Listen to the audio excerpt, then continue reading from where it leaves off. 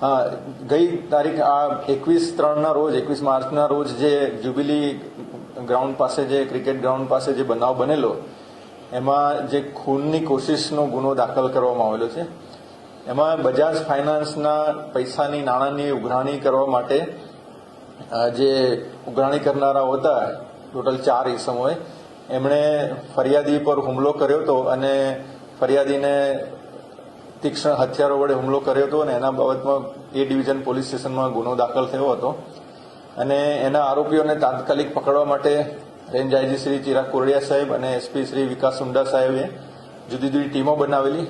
LCB, SOG, local police, parole furlough અને એવી બધી જુદી જુદી ટીમો બનાવેલી અને જેમ બને એમ જલ્દીથી તાત્કાલિક આરોપીઓ પકડી લાવવાની સૂચના તાકીદ કરવામાં આવેલી હતી. અને જે આધારે એલસીબીને લોકલ ક્રાઇમ બ્રાન્ચને જે મળેલી બાતમી આધારે આ ગુનામાં જે ગુનાને અંજામ આપેલો એ 4 ઈસમો પૈકી 2 આરોપીઓને રાજસ્થાન જાલોરથી પકડી લાવવામાં આવેલા છે અને લોકલ પોલીસ સ્ટેશનને આપવામાં આવેલા છે.